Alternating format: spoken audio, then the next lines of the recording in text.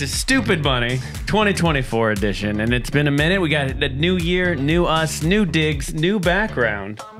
I like it. We're on the screens behind us, and happy to be here doing the show, doing the pod. And if you are subscribed, I hope you are involved with Edgewater Family Wealth. EdgewaterFamilyWealth.com is the website you want to go to start your journey into your financial freedom, which I got to say, getting there myself. And it's pretty fun. But it is 2024, fellas. That it is.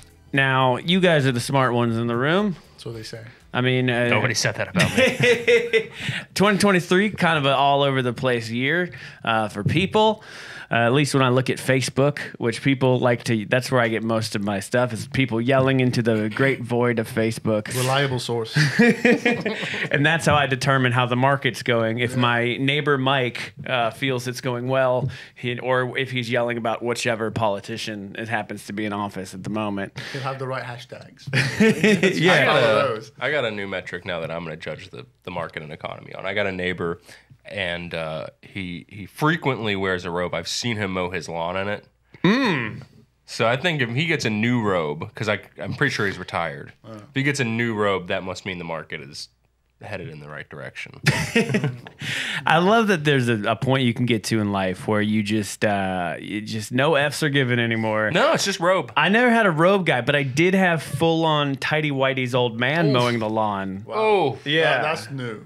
And this was like a regular thing. Like every weekend we'd just see him. He was out there, Tidy Whitey's, just mowing away. Shoes on still, though, because he's not an insane person. Right. Of course. What do you expect? Just a retired dude doing that. But I don't know how 2024 is going to go. I don't have a crystal ball here. But I do know that people are always going to be yelling and blaming other people for their problems. Which brings us to Tammy. The problem. The problem. Which is, he's been the problem with the podcast this whole time. We wanted to tell you that, but And it's become an intervention at this point, which is good. So, Tammy, you're fired. Good luck. Thank you. No, but there are people that do that, and they seem to... they have their own problems. Maybe they didn't plan financially correctly. Maybe they did. Maybe they're just not getting enough money where they're at.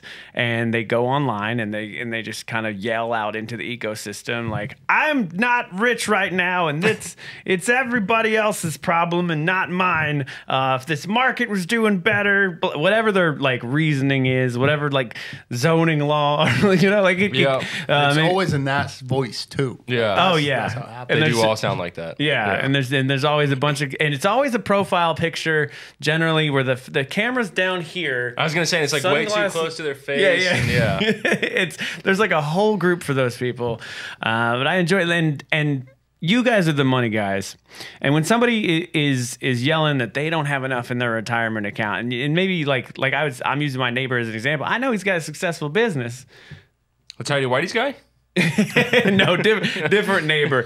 But he has a successful business, but he'll go and rant on like why his retirement isn't working out, and it's inevitably like the market or somebody else's fault. Mm-hmm. So my question for you is this: what are rich people doing differently that like your average like middle class guy, or maybe like upper middle class that owns a business? What are they doing so different that he's not? They're making more money. Is the short and sweet, well, maybe not so sweet version. There's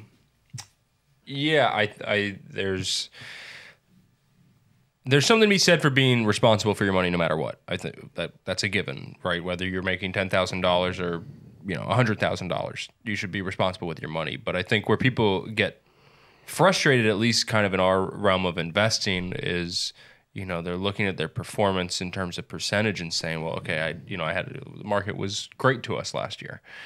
And they're looking at that and going, okay, technically I performed well, but I don't see a bunch of money that's going to do anything for me. It's because you don't have enough for that percentage to really be meaningful. I was reading something the other day where somebody said it wasn't until they accumulated probably $750,000 for a good year in the market to feel like it made a change in terms of their life, to where that dollar amount, they said, oh, okay, I can do something with that. You earn whatever, even if you earn 20% on 20 grand, you're not looking at life-changing money. And so I think people get frustrated by that. And the fact of the matter is, I mean, if that's sort of the lifestyle, if that's sort of the goal that you're looking for, it starts with your income. I mean, nobody in this building or most buildings like this are miracle workers. We do our best, and I like to think we do pretty good, but a lot of it falls on the investor themselves in terms of what they're able to contribute. And I feel like sometimes that gets overlooked because you think, no, I was responsible and I did what I was supposed to, but you just didn't make enough money. And that's, it's not a knock on anybody, but it is the reality of the situation. So if you're that person and you're saying, well, I'm doing everything I'm supposed to, but things don't seem to be going the way I want them to, you're likely not making enough. So put yourself in a position where you're going to go make more money. And then obviously that's easier said than done. But most people know where money is, and that's a compromise, right? I mean, you might not be doing what you love, but you could make more money. You might be doing what you love, and that might be starting a business, and there's some risk involved in that, but usually more lucrative that way. I'm in a group of, I guess, upcoming next in line kind of CEOs. And we talk about it frequently, the idea of like a work-life balance. And that's not to say that I don't have any, but I'm very much under the impression that if you want outsized return, then outsized time and effort has to be put into it. I was just in Colorado a couple of weeks ago. I was there with Scott. We're both up. We're the first ones up in the morning, and we got our stuff open, and we're working, and we're available because we know what comes with that, right? If I outwork the next guy, I'm likely going to out-return the next guy. And so I think that's something some people have to kind of wrap your head around. Like, you're not gonna get all of it. You don't get to say, well, I have a great work-life balance, and it's more life than it is work. And also I make more money than everybody else. And also my investments do incredibly well. But it's just highly unlikely to work out that way. Some people might get lucky and you get all those things. But at some point you have to come to grips with there's math involved, and you can't weasel your way out of the math. Yeah, well, I mean, we live in an age where like everybody wants, the quick and easy answer. Yeah, there's social media influencers out there touting whatever snake oil of the week is happening. I think one of the more offensive videos that I saw recently was and they were coming from a good place. I think it was like one of those like ethereal videos. It's just showing a field and a lake, and there's like beautiful text on top, and it's like, Sally died, and she did everything right. She's had her 401k. She's never going to be able to use it now. She had this and this. So it's just like, live your life. And I was like, that's the worst advice. Because Sally might have died, but the odds that like you might live to be 100, you're going to be fine. And then so when you're 85 and you got no money, and you're like, well, that Instagram video told me to live my life. Like, Grandma, what's Instagram? And I'm sure you see more because I mean, there's tons of these guys. I could name a ton of them, include like I saw one where I'm just confused about, which is. My brother was real big into the Rich Dad, Poor Dad books. Oh, my God. Which I believe is... that's a good book, to be fair. Sure. That's a good book. Yeah. But Robert Kiyosaki, I believe is the guy's name, if I'm saying it correctly. It's good advice, and actually, like, stuff like from that book sticks out in my mind all the time, but he's, like, real big into it, but so I always thought this guy was, like, there must be an amazing guru, and it comes out the other day where he himself is, like, saying, like, yeah, I'm $1 billion in debt. And if it goes up, that's the bank's problem, not mine. Is an actual quote from this man. Yeah, he's leveraged to the teeth. I don't think I would recommend that for most folks. He's playing a different game. He's also extremely unhinged. Like, he's notorious for saying ridiculous stuff. Oh, really? Yeah. He's got some opinions up there. He does. Strong ones. And I don't know. When you see something like that, is it just like, are you like, yep, that's what you're supposed to do? Or is it like, mind-blowing anger? I don't know what game he's playing. So, like, on paper saying, I'm $1 billion in debt, like, one, that is the bank's problem. That is no longer, it is his problem, but it is much more so the bank's problem because that's $1 billion they might never see. And And so it's in the best interest of the banks to kind of at least let that keep going in hopes that they can get some of it back. But I don't know what game he's playing because obviously that $1 billion went somewhere. Likely, I would hope into at least some sort of asset that may appreciate. So I don't know what the other side of that story looks like, but at face value, it is strange to see such a separation of people who kind of agree that the Rich Dad, Poor Dad is a really good starter book for kind of understanding that world, while simultaneously saying the guy that wrote it is a lunatic.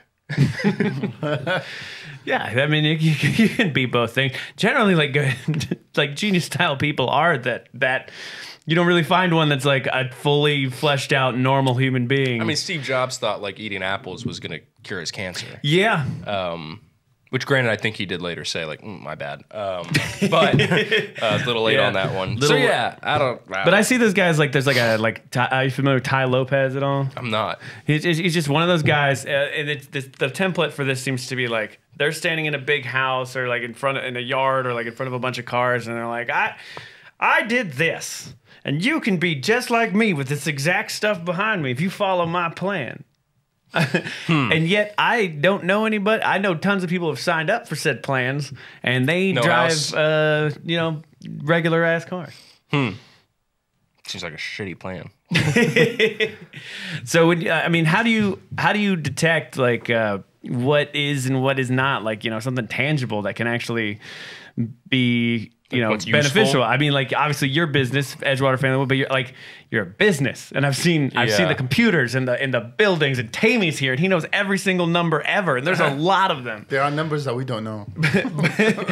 But there's always seems to be some kind of like buzzword or kind of thing going on where it's like, that's the hot thing right now, and if you jump on this, there you go. Yeah, I mean, there's kind of subcategories, right? Because like, there's things like maybe this gentleman's course, like maybe that's for nobody, like maybe that's not useful at all, which it sounds like maybe the case. But then there's stuff where you go, okay, that's not BS, that's a real thing, but it's not applicable for you, maybe. Just like us. I mean, we're not applicable for everybody, and there are people who I've told that to who come in this office. I go, I don't think we have what you're looking for. And that's fine, whether it's somebody who invests all their money into their business because they see excess return from that. And for the right person, or if it's just not a good fit, I might say it's not a good fit. Continue to do so. People who are huge into real estate, and can't be talked out of it, then we're probably, you're never really going to buy in to what we do, and that's going to make it ineffective. So that's not a good fit. There was something I saw the other day. I don't know if I can say Tony Robbins' name or not, but I'm going to. It was Tony Robbins and another podcaster who was also extremely wealthy that I listened to, and they're kind of saying, what do you do with your money, Tony Robbins, who is a bajillionaire? And he said, the S&P, I think he said, will give you 9%, and that's what most people do. They invest in the stock market, but what rich people are doing are investing in private equity. And like, okay, that's probably true for him. He probably is doing that. And he's saying, it'll average 14, which I don't even know where he got that number from. But for Tony Robbins, sure. Because Tony Robbins has access to that sort of thing. And Tony Robbins, if not himself, then a team that can properly vet that sort of thing to make sure that it's legit. But to use, some guy with $500 million as sort of your benchmark, well, no, that's not accurate because he's not going to do what you do. He can take outsized risk, or at least what would seem outsized risk to you. If he loses $2 million, it's not a big deal to him. If you lose $2 million, it's a huge deal to you. So to blindly trust somebody who's in a completely different stratosphere than you, it's not applicable. And it's hard, again, I get it's hard to look at somebody that successful and go, well, why wouldn't I do what that guy's doing? But you simply can't. And the issue with advice like that is there's going to be people who don't realize they can't and will look for any means to do it, not realizing now not only is this not suitable for you, but you just got the worst version of it because it's the only version available to you. And that gets harder. And that's part of our job is, I get phone calls very frequently about whatever the buzzword is, about, you know, whether it be private equity or it's AI, of, you know, what are we doing about this? And we kind of have to explain like why you either are or not that person, and why that is or is not applicable. So it's harder and harder, I think, to like know what's useful and what's real and what should matter to somebody, especially when you have extremely successful, you know, at least in a financial sense, people telling you this is what I do. Because, yeah, like, I want to have Tony Robbins' money. Yeah. But I'm not going to go do what he says because I can't afford it. Yeah. That's also not how he got that money in the first place. Which brings you back to, you just need to make more money. So find the niche for you. Tony Robbins found his, and he's doing it. But do people come to you expecting you to be like some sort of like financial genie? Like, I give you the money and you just make it go big. And, and it's I imagine there's a lot of expectation setting. Yeah. I mean, somebody the other day, who I think we eventually kind of got through to, but somebody was in our office who is not at least presently a client, and said, well, why would I go with you guys? You know, most of you advisors can't even beat the market. It's like, well, yeah, we're not trying to. And so again, she was a very smart woman and has made a lot of really smart financial decisions, but that kind of shows the misconception about like, well, what does a financial advisor do? It's not that. And I won't ever pretend to be that. If we do it by accident, great. But that's not what we're here to do. And you know, her coming to the office kind of like re-put that in my head of, oh, that's what some people think we do here, is like we're investing geniuses. We're thorough. We don't do stupid things, but I'm not that guy.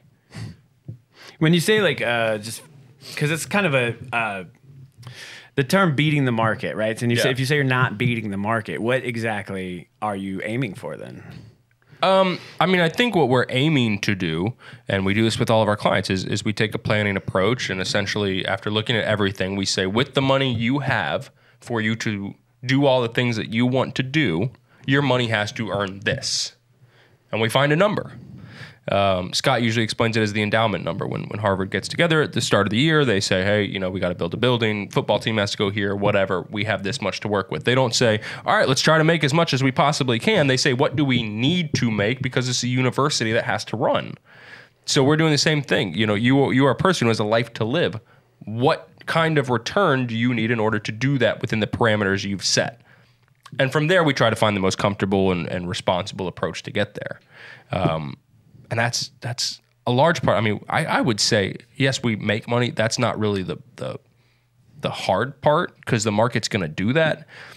It's the more thoughtful of, you know, risk conversations, tax implications, inheritance sort of thing. You know, I would argue that our real value is in what we save people, because you could go buy a index fund, you know, and you'll get the market as long as you stay put. That's another part, is we might have to hold somebody's hand to stay put in the market.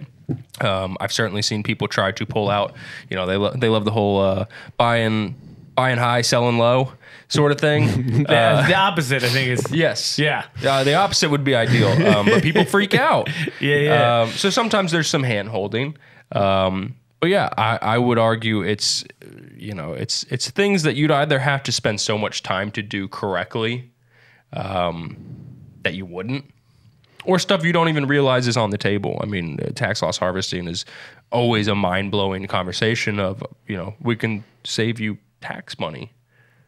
And they're like, oh, like other advisors during a down market are hiding under their desk hoping a client doesn't call. I feel like that's where we probably prove our worth more than anything else, is when there's a down market, to show like, no, there's still value here. That's got to be, I mean, because you can't like physically stop somebody. If somebody is like, hey, I want out. You can make it arguable. You can't say like, I'm not gonna do that. No, you just gotta give them their stack and get like, good luck, Chief. I think I'm almost done learning this lesson. I don't think I'm quite there yet, if I had to be honest. But I've certainly had clients, you know, I call it trying to save them, where you know from the get-go, like this is somebody who's going to panic when the market goes down. They're going to ask for their money back. they're not going to understand it, and they're going to act out of their best interest because they're afraid, which is understandable. It's a very emotional experience. I'm almost to the point where I'm done trying to save people. I'm not quite there yet because I've met a handful of people who certainly need saving, and I know we're going to be a lot of work, but usually they're such good people that you want to save them. When it comes to somebody like that, is it that they're just not financially fluent, or yes, because they can't be dumb people if they're coming to you in the first place, right? So it's everybody's different. I mean, some people are swayed by news headlines. Whatever you subscribe to has convinced you the world is ending. You better get out now before it's too late. I bought a bucket of food once from Costco. I'm still mad about it. I still have it. It's still good, but I look at it and I go, "You idiot." Yeah. So you get people like that. You get people who have started late, and in their mind they're thinking, well, this is all my money, and maybe it's not much, maybe whatever, but they got started late in terms of investing, and they've never really it's easier, I think, if you get into the market when less is at risk. If you're 60 and it's your first time investing, now everything, every day matters to you in your mind, because not only is that all your money, but this is a brand new experience. So if you get in and the market goes down, which I've seen happen before, people who were fairly new and dumped a lump sum into the market into a bad year, they go, this is all this ever does. I don't know how people make money in here. And so they panic and get out because the stakes are so high. That's why I certainly encourage, even, again, you need to make more money. But if you don't, it's good to at least gain the experience when, whatever you're losing, even if it's 20%, well, 20% of $10,000 isn't going to kill you, to at least, kind of eliminate the importance. Because then you get to ride it out with less emotion, so that way when it does matter, you're more prepared. Yeah, that's like at this point in my life, I most of the time just don't even look at the 401k, and every now and then it pops up, and I go, oh, look at that. Or I'll go, oh, but it doesn't affect my daily life, and it feels kind of good.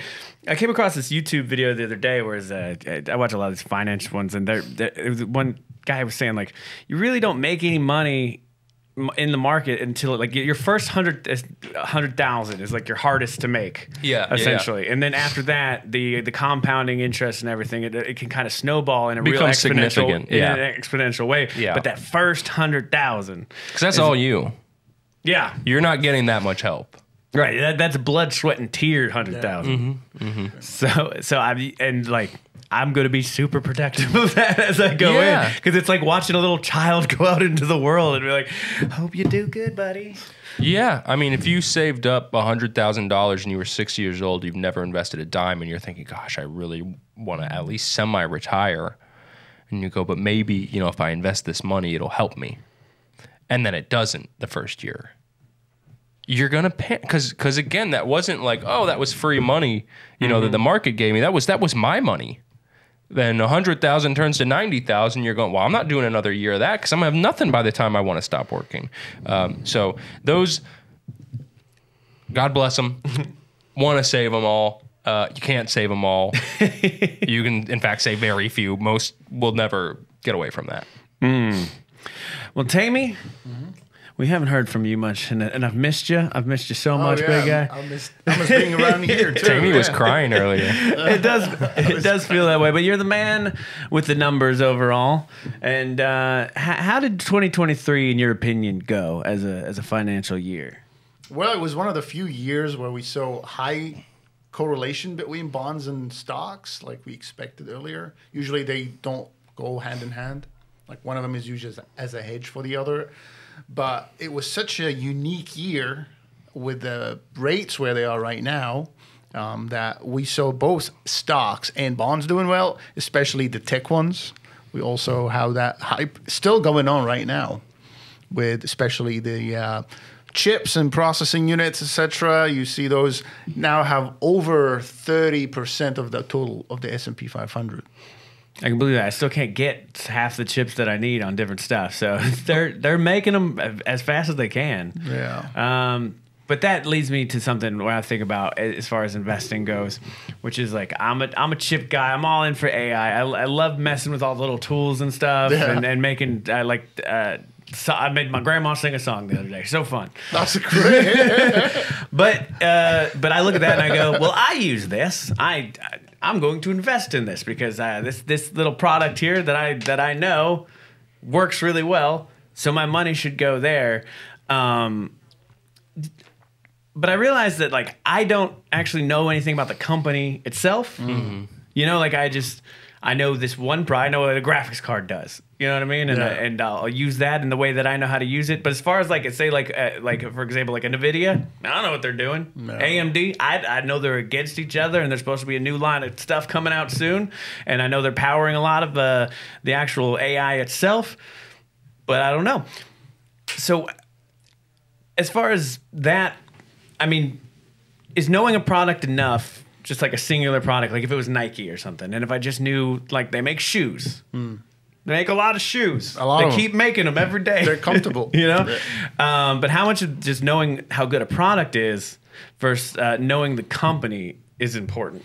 Yeah, well, that's a very good question. To Bratcher's point, knowing the product is good.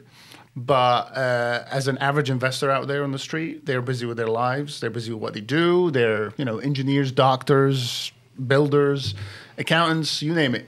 They don't have the time to go and do the digging. And that's where we come in to find out, distinguish at least. We're not always 100% right, by the way. But we try to be, for the most part, doing our due diligence to get the client what they need to invest that dollar where they need in the best possible way in these companies. And just takes me back to, let's say, when the pandemic started happening, 2020. When the what? The pandemic. I don't know what pandemic. Oh, yeah, exactly. Yeah, never heard of it. With the toilet paper war that happened. Oh, the toilet paper thing. Yeah, that was 2020. There was a week where I had to use a T-shirt. Yeah. Yeah. So that's when there was this boom in EV. If you guys remember, every company wanted to have an EV, right and left. Yeah. Everybody's trying to get into that sector, if you may, and there are some names out there that had presented good products on paper. Mm-hmm. Mm-hmm. But when it came to actual physical products, they didn't have much. And their financials were so bad, they ended up going out of business altogether. So that's a risk thing that we look into when investing dollars into our strategies, models, or any accounts that we see. And that's just one version, though, of, they failed on delivery. Yes. Right? But, like...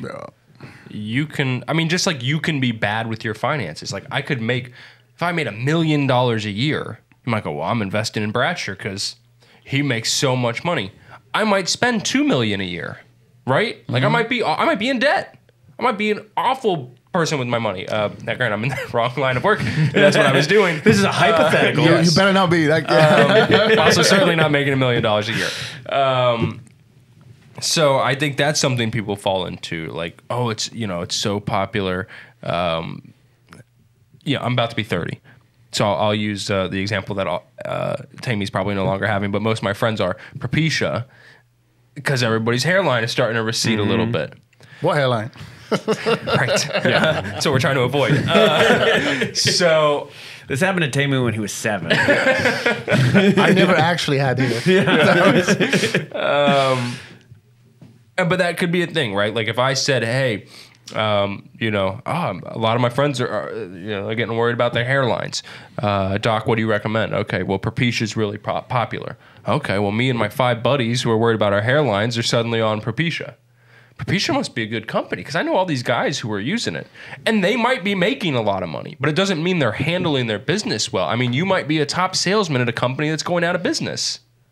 So just because you make a good product or somebody's good at their job doesn't mean that that's a financially viable business. And I think that's a trap, a lot of DIY people fall into is I love the product, so I must love the company. It's like, well, the company might suck. But then there's like weird stuff that's happened pretty recently, which is the whole thing with the Stanley Cup thing. Oh, I thought you meant like the trophy. No, not the trophy. It is very confusing. Who took the every Stanley time- Cup? I thought about that too. Like, No, Stanley has been a company Yeah. since like 1919, right? Yeah, and they've hit their groove now. Yeah, their Yes. profits up until the other day were $70 million a year. That's pretty good. Yeah. But suddenly this thing kicks off where like it goes, the one cup goes viral, and now that they made $600 million last year. Yeah. it's because of the cup I bought for my brother on his birthday. That's what started it. Yeah, people were like, "Oh, what does Tammy got?" So there is like a weird like if you get enough people to do something like that, but that has to be. I mean, that's obviously the rarity. But keep in mind, that. I mean, so okay, so Stanley hits a stride, right? Mm-hmm. Stanley's hot. The thermos company. But what were they operating off of before that as a company, right? Way less. Mm-hmm. So yeah, that's a little different because again, you look at the company, you go, well, you've been operating with way less, profit, and now you've got an influx of cash. That's not debt. So yeah, okay, that's probably not a bad thing. Mm-hmm. It's people were like, oh, they're selling a ton of product, but the company like spends way too much money. That's different. That's somebody who Stanley, I'm sure, is a fine company who's been around for a long time. Again, operating on much leaner profits. So that one's not so bad. But yeah, you could easily get into something like that where they haven't been. Maybe you were on top of the world and something came along and replaced you. I mean, it happens all the time. Scott tells a story of I think he was a guy who worked like a boatyard. And Scott would always say, like, hey, you want to invest your money, whatever. He's like, why would I invest with you? Because I make all this money. Well, one day Amazon came along. And nobody needed to go to that guy to get those parts anymore. They could go online and get them. And now he's out of business. So, like, are you equipped for the time when you get dinosaured out? Is there still a space for you when your profit goes down? And that's something to be concerned about, especially if you're going all in on something. I mean, Amazon's one because of Christmas. Amazon's one that I heard recently of like, oh, Amazon's going to be great. Christmas time coming up. And great, financially, I'm not concerned about Amazon. But if it turned out that they were horrible at managing their money and they're completely reliant on Christmas and then the Grinch steals it, well, what happens to that company, right? Because there goes your cash cow. So how much of a daily thing for you guys? I mean, like, are the headlines a thing? Do you see them and you're like let's wait about 5 headlines down the road? Like, for example, there was the thing where all those cars in Chicago, I believe, or like the EV cars, can't get charged because it's too cold for charging. And imagine like when you look at the market performance of that company afterwards, you'll be like, oh, it's down, and it's and headlines and like thought and so it seems like it's never like based in finance itself. It's always like raw emotion can play such a factor. It's a story. Yeah, exactly. And so are you guys also with the story? Do you play against that? Or is it just like, nope, the company overall is good. That's where we're at. I mean, I think we try to sort through the noise, right? Like, Yeah, there's major, like those headlines we don't really pay attention to apart from like making investment decisions. We're aware of them. We know when they happen, like, oh yeah, it happened. But in terms of, are we going to sell more or buy more? No, we don't really do our decisions based on that at all. Because those are for the, what do you call them, Bradshaw? The short-term people. They like buy and sell on the whim instead of the market volume. Because that price also, when you have what you just mentioned about the Stanley Cup, they see that, oh, earnings are up, let's go buy it. But you're too late. Too late. Yeah, I mean, I'm more inclined, I'm not really investing too much heavily into any headline, but if I see a good headline, I'm almost less interested because whatever's happened has already happened. I'm too late. If we do something smart in the market, it's because we saw it before it became a headline. So that's kind of what you do with the good. With the bad, it's like, okay, let's take a quick look, make sure nothing's actually wrong. And if it turns out to be nothing more than a story, then it's just a story, and And there will always be stories. Yeah, I mean, you need stories. Yeah. Stories certainly have a role, at least short term, of kind of influencing, I guess, investor sentiment. But there's numbers underneath them. The scoreboard don't lie. There's one that really gets me, which is I don't understand. I mean, they're good. I go there often, but there's one stock that I look at and it just does not make sense to me, and that's the stock for Chipotle. I believe it's at $1,300 right now. Yeah. It's about how much a bowl costs now. Yeah. But for a place that makes let's call it an average burrito. You know, like it's good, it fills you up, it's fine. But it's not this magical thing. There's no different thing when you go in there. Yeah. It's just regular, and it's more than Google.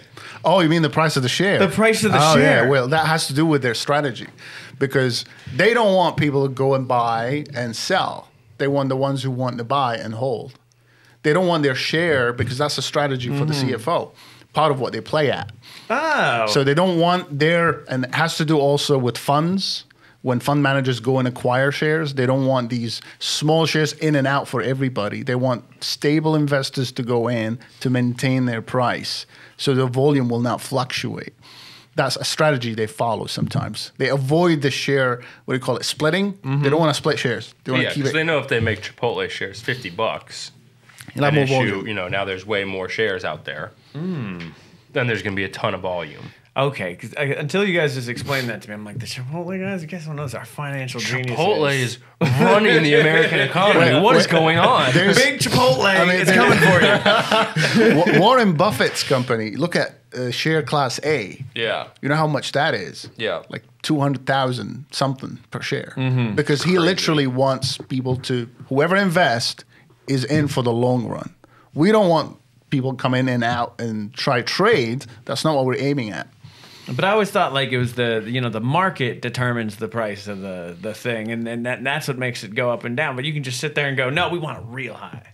Well, you can control that because by not having a lot of shares. By controlling actually the size of the share of the company. Because $1 million split a million ways, or $1 million split 10 ways. It's 1 million overall. It didn't change, but the hands that change, the number of that decreases. Less people have their hands on it. Yeah. Okay, well, I spent a lot of money on one Chipotle. I was like, I've got to have this, and I was it's the silliest thing I've done recently. But like I've had a little bit more kind of money to play with lately because I invested well. 2023 was actually pretty good for me. And that's the headline I keep seeing is like, you know, people are still yelling about the price of eggs and how everything is inflation, and you can't get away from that. But you also see those headlines that's like, the market's actually really good right now. So there you go. Are people better off right now than they were like pre-pandemic? Or is it about the same? Are we doing worse? Great question. I mean, it depends on who you ask, right? Let's go with an average. Right. Yeah, done. Like, how do you feel? Yeah, if I did a Facebook poll real quick, it wouldn't go well. Exactly, all the hashtags. So the federal bank, the Federal Reserve, they run a survey every 3 years. They try to send out to all American households to see how their finances are doing. And by doing that, they try to gauge how the financial health of a American's household. And we looked up some numbers, and we found that we looked up 2016, 2019 and 2022. And we saw that between 2022 and 2019, the change was pretty big compared to the previous years. So one of the important things we looked at was how many, or percentage-wise, of the American households are in debt, meaning their net worth is below zero. And we saw that less and less of them are becoming, more rich. So they're getting out of that zone of being really broke. And we saw a significant move between 2019 and 2022 compared to previous years. So that's positive. Even if you put on inflation, because $1 in 2019 is not the same as 2022, as you know, even if that's the case, when you adjust it to inflation, no, we're getting richer. Even the weighted mean is higher, much higher. Well, that sounds like a good thing. I mean, but what percent, and I don't know if you have this number or not, but what percentage of households are in a negative? Right now, we can actually look it up. So right now, it's about 7.5% of the population. Wow. But these aren't poor people necessarily. These are just that might people. be me. But these aren't like it's not like the poor. This is like people that just are leveraged with like. They could be They could be Because that's net worth, right? That's net worth. So they could have a lot of debt, and they have assets. I mean, and granted, I know housing is a whole different thing, but like, I mean, I don't feel poor. I like to think I'm not, but I would imagine I have a negative net worth, right? Because I have like my entire house to pay off. Yeah. Right. If we're counting that, then yeah, I'm super poor. Yeah. Like, well, it's not poor. It's we're talking net if I had worth. enough to pay off my house, I'd do it. So, yeah, I mean, even that isn't like, again, I don't know how much of people like me make up that whatever 7% of people who are in the negatives, but it's some. So even that's not, that's a better number than it appears. Exactly, it is, because it just tells you more and more having positive number, regardless. We look up like, is the homelessness increasing? Not really, right? Is wages increasing? The homelessness is not increasing. Whoever's grandfather on Facebook who's taking pictures of people on the side of the road. Yeah. You heard it here. Stop posting that one video. Leave him alone. 100,000 times. Leave the guy alone. There's one spot in San Francisco. We get it. There's another thing that I also noticed when digging into the data was the age group that is the wealthiest, right? And there are two particular age groups that are the most wealthy, and they just keep getting wealthier. Oh, I hope it's the oldest and the littlest of babies. Well, I was gonna hope it was me. It was actually 85 and above. Yeah. But why? Because they had all the time in the world. Yeah. Right? It's because they took everything before them. Yeah, they got all the cheap houses and all this stuff. Well, yes, but now, I mean, the transfer of wealth, all of that. It's coming. I'm going to get it. Yeah. I've been following old guys around. Just waiting for Just a bucket. Yeah. I do what I do when I go to like Vegas and I look at a lady at a slot machine that has a one in a while. I'm like, I'm going to get on that one when I'm done. But you're right. With the transfer of wealth, though, isn't there going to be such a huge hit that the government's going to take in that whole thing? I mean, here's the importance of estate planning. And this is something you guys do as well. We deal with estate attorneys, so we make sure that everything we do is kind of coinciding with whatever an estate attorney is laid out. But yeah, I imagine at least when you're signing up, you're like, well, this money will go to here if something happens. Yeah, beneficiaries are obviously a big part of what we do, but there's an extra layer to that depending on your level of wealth, because now you can be dealing with estate taxes, which, depending on, I guess, what policy is at the moment, can be a lot, or you have to inherit so much money that it's highly unlikely. But yeah, I mean they can be hefty depending on the level of wealth, and that's why you should find yourself a good estate attorney, which we'd be happy to recommend. To kind of mitigate that, right? Because whoever's giving that to you likely worked really hard for it, and likely cares a great deal about you and wants you to have as much of that money as you possibly can. So that's why estate planning is such an important part of your kind of financial trifecta. We talked a little bit about houses and being in like is my house part of my negative money, and another argument I run across all the time is should I invest in the market fully or should I pay off my house first? And I know this is pretty subjective. But I'm just wondering where you would stand on this particular issue. So part of it depends on what kind of person you are, because there's the straight math version, which is like, if your interest rate is 2%, you probably shouldn't be in a hurry to pay off the house, because you can go get an investment that, a fixed instrument that'll pay you more than that. So mathematically that checks out. Some people, like if you're the guy who's like, oh, whatever, I happen to come into a bunch of money, I'm going to pay off my house. That could be a good thing, but the concern is, what are you going to do with that mortgage payment from there? Because, if I'm going to agree with you, then the assumption I'm making is you're going to take the money that you're now not paying your mortgage with and you're going to invest it. Yeah. But I imagine. But if you're not that guy and you're going, well, okay, I'm going to buy a bunch of crap and I'm going to go on vacation, then you probably shouldn't do that. And you should probably invest the lump sum. Reason being is, I trust you to make your mortgage payment no matter what. Mm-hmm. Because then you'll have a place to live. So it's a little bit, Right. So, that's certainly a case-by-case sort of thing, even though there is usually a mathematical, kind of certainty of what's correct. I love that you guys never have the hard and fast answer that I'm looking for, because that was a personal question from me. No. Tammy, as far as anything else with numbers go, you got anything else hiding behind your pocket there? Well, Is that something people say?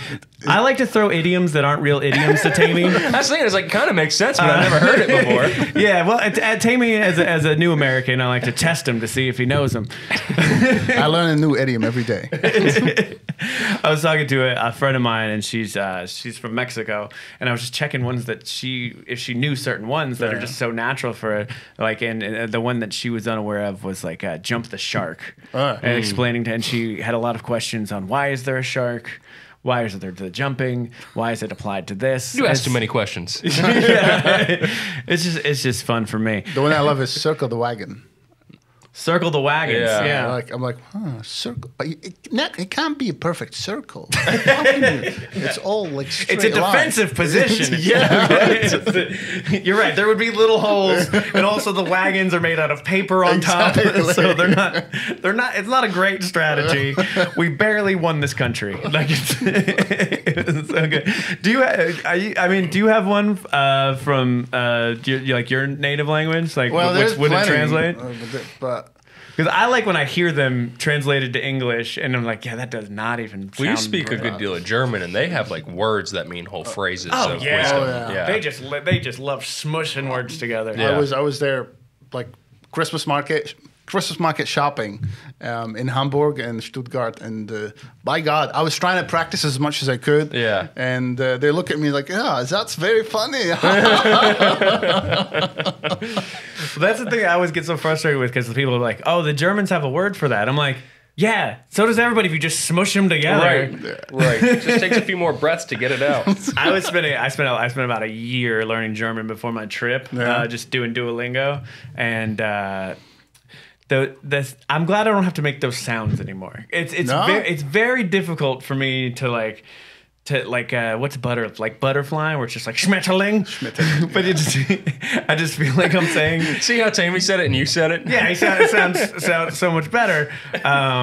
But it's just less angry. Yeah, everybody assumes it's angry. It's not angry, and there's the dialects being so different was something I wasn't prepared for, because it's just like anywhere. Like we have Southern dialects, and we got I'm walking here accents. Yeah, and they had that, but it wasn't like I have to drive to Georgia if I want to hear a different accent. Really, I mean, there's a couple small towns I could go to, I suppose, but you could cross the street. And you are in. There's suddenly you're in Schwabia, and you're like.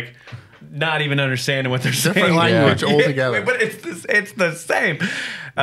But fun, and that's what I spend my money on, is travel and experiences. That's a good use of money. Not buying boats. Do you think that's kind of a wasted expense? Because traveling, like if I buy a boat, I still got the boat, so it's over there. But if I travel, I got the memories. Again, subjective question on that. But there is, because a boat is like, at least sometimes, maybe if you're really lucky, an asset and might work, and you can. I know one guy who made money on a boat. Out of all the guys, out of every guy ever. Yeah. It seems to be the worst investment possible. Apparently right? so. Yeah. It's very costly, and it has all these expenses attached to it. Go travel. Go get on a boat. Yeah, but don't buy the boat. Have somebody else buy the boat. Have a friend with a boat. Move next to somebody with a boat is the best advice you could do. Are there any more points that we've missed that we want to hit before we get out of here, fellas? I want to actually just emphasize on the historic rates that we're in when it comes to the market and what it is. I know there's a lot of noise out there. There has been a lot of noise since beginning, like 2023. I feel like that was an extremely noisy year. Yeah. When you say historic rates, in terms of what? Well, right now, what we consider as risk-free rate, we can say that because that's the U.S. Treasury rate. And based on that, the whole economy, the borrowing that you see whether it's cars, mortgages, credit cards, or anything else that you purchase, it's kind of historic in a way that we haven't seen it in 40 years. And I would encourage anybody to look into it, see if it's suitable for their situation, And I doubt that next year we'll see something similar. But I don't know. Nobody knows. It's the future. Isn't it generally, and this is my very layman, dumb person question here, but like, isn't it generally when the bond market and the stock market and all that's kind of the same, isn't there like a flip that happens and then you go into kind of a downtime? Well, talking about the bond yield. Yeah. Yeah, the recession indicator.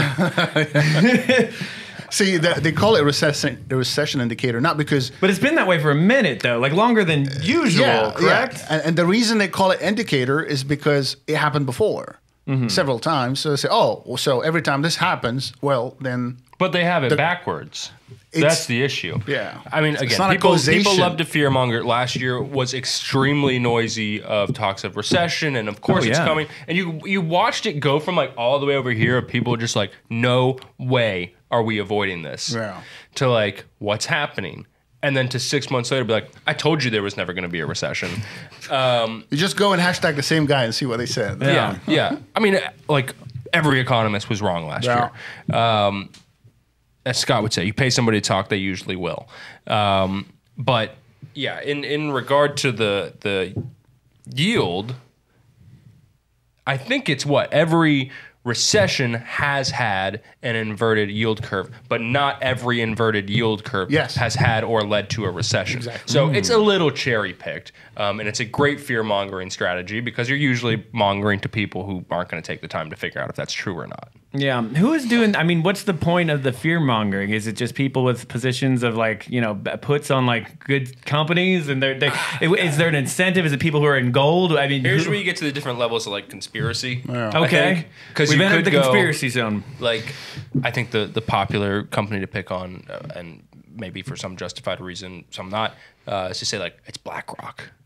You know, BlackRock runs the news, and they're saying that because they got puts, and so they need to drive people out of the market and, you know, sell stuff. Okay, that's one level of conspiracy. Then there's the other level of the news just wants, you know, whether it's Fox or CNBC or whatever you watch, they want you to keep watching, and they know that you are like 3 times as likely to keep watching if they tell you something bad is coming than if it tell you like a butterfly landed on somebody's shoe today and it was nice. Schmetterling. Yes. They have airtime they need to fill. Yes, because if they don't, it's a really boring story about a puppy somewhere. And we had now filled our airtime, I believe. Probably more so than we needed to, but yes, full of helpful and useful. Yeah. But if you want the more helpful, useful content, Edgewater Family Wealth is where you want to go. EdgewaterFamilyWealth.com. That's the website. If you're like new at this or a seasoned person, Edgewater Family Wealth, my mom is with them. I can say that. I feel like that's not going to get edited out. We can try. And I send people their way all the time, and I think they're absolutely fantastic. So EdgewaterFamilyWealth.com is the website. Is there anything else you want to throw out there? I don't know when this is going to come out, but February 21st, we are doing a free lunch seminar at Ruth's Chris in Winter Park. That will be from 11 a.m. to 1 p.m. That will be Tammy, Scott, our CEO, and Greg, who is our Medicare and Social Security expert. They will be doing about an hour and a half or so talking about those things. So if you find yourself on February 21st looking for some food for free and maybe some resources. Bearing the lead. Yeah. Feel free to stop by. If you go onto our website, there's going to be places for you to RSVP, and we'd be happy to accommodate. Tammy? Yeah, and for our Spotify listeners, you can travel to Orlando to attend the event as well. Yeah, feel free. You had me at free food, and I'm going to be there just hanging out in the back eating delicious steak fries. But make sure you like and subscribe and do all that kind of stuff. And like I said, check out Edgewater Family Wealth, and we'll see you next time with more Stupid Money.